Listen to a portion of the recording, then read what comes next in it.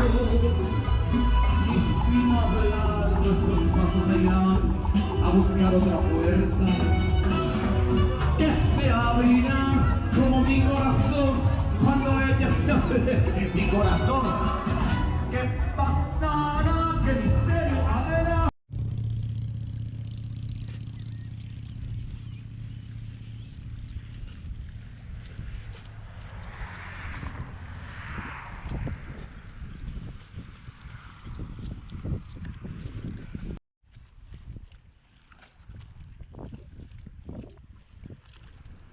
When one walks along Campeche City's coast, it's no surprise that fishing is a big part of the city's economy. Campeche's marine resources make it the nation's #1 source of anchovies, crab, jarrell, sea bass, and sawfish. Other prominent species often caught in Campeche include shrimp, corvina, rays, and octopus. A dozen or so species of shark are commonly caught in Campeche, but most are classified by local fishermen into two categories. The smaller sharks are called cazones. These are the ones under 1.5 meters in length, and the larger sharks called tiburones, those that are over 1.5 meters in length. The grouping of sharks into two size categories is somewhat arbitrary, as fishermen often count juvenile individuals of larger species as cazones.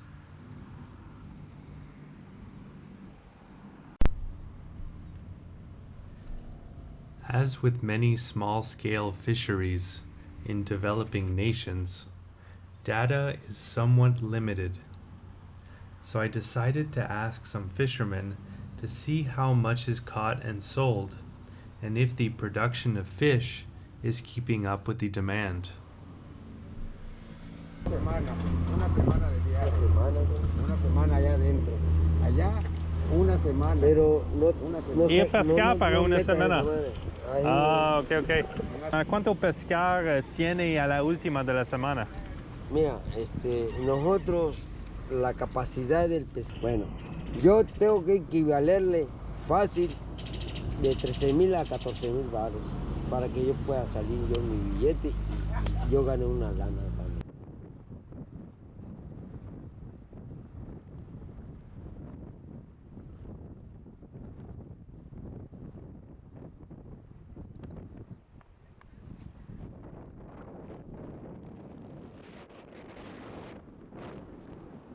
¿Y para pescar vende menos? Ajá, porque ya no hay transportación para Estados Unidos, para Europa, para Asia. Ah, ok. Ya no hay transporte. Asia. Sí, en Asia. Mucho comprador de Europa, mucho comprador de octopus, de pulpo. Pagan muy bien ellos. Igual el pepino de mar. ¿Conociste el pepino? El gusano, el pepino. Igual era mucho dinero igual. Lo compraban los chinos. Pepinos. Pepino. Cucumber. Gusanos, son gusanos de mar. Ok. Pepinos, sí. Mucho dinero acá, mucho dinero. Toneladas de pepino de mar. Los chinos, los asiáticos venían a comprar acá. A 1,000 pesos el kilo. 1,000 pesos el kilo. A nosotros como buzos nos pagaban ir a buscarlo en el mar, bucearlo, traigo 700 kilos, gano 3,000 pesos en un día, y ellos, otra persona lo procesan y ellos venir a comprarlo ya procesado, 1,000 pesos el kilo. Ellos lo llevan a China para medicamentos, para muchas cosas, hay que digan. Pero es muy bueno ese pepino de mar. Muy bueno, había mucho dinero. Es más, hay muchos ahorita en la cárcel porque iban ilegalmente a sacarlo. Se cerró veda, hubo veda y ellos la gente seguía yendo a buscar. y los agarraron y están en las cárceles. Hay muchos que están en la cárcel. En la cárcel. Sí. The Mexican federal government does have some measures to conserve marine life in its waters. Fishermen are only allowed to fish for a certain part of the year, the other part being the ban season. This ban season allows for the fish to reproduce so that when the fishermen return to the waters, they are renewed with marine life. But in 2020, the fishing sector only had 1.2 billion pesos, in contrast to the 1.7 billion it used in 2019 and the 3.8 billion it had in 2018. Now there is over 11,000 kilometers of coast and 8,000 square kilometers of unsupervised waters during the ban season in Mexico. Fishers fear illegal fishing will increase in the ban season due to the lack of surveillance, which will affect species like shrimp. Octopus maya is an immense common pool resource off the coast of the state of Campeche, which would become unsustainable if current illegal and undeclared practices continue.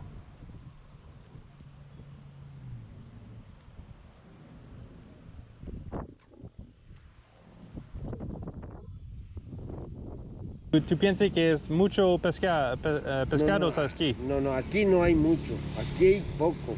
Donde hay bastante es lo que están haciendo ustedes de la parte del norte. ¿Ustedes ir lejos para pescar? Afirma, así es. ¿Cuánto lejos? ¿Cuántos kilómetros? Como puede ser hasta 60, 70 kilómetros. Pues sí, es bastante. Ok. Para buscar el pescar. Para buscar el producto que podemos nosotros ingresar para la familia, porque así es, para la familia. For each fisher, at least 4 relatives are added who depend directly on this activity.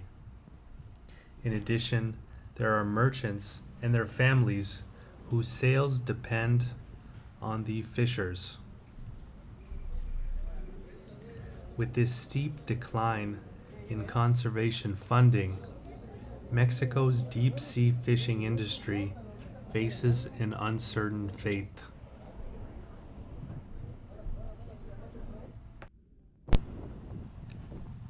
So I hope you enjoyed this video of the Mexican fishing industry. If you did, please let me know by clicking the like button or leaving a comment, especially if you have any other knowledge you want to share about the Mexican fishing industry. If you'd like to see other videos like this one, I have a link to a playlist in the description for the video called Mexico 2021, where you can see more videos that I made when I was traveling through eastern Mexico. This was my second time traveling through Mexico. The first time I bicycled through western and central Mexico, and I have a playlist for that adventure as well linked in the description. That was part of a larger trip where I bicycled through Latin America. I've also bicycled through Eastern Africa and Eastern Europe, and I have video playlists for all the countries that I've bicycled through available on this same YouTube channel, Hum of the Earth. And if you'd like to see an interactive map of everywhere that I've been and everything that I got to see and do, I have that available over on my website, followthehumoftheearth.com.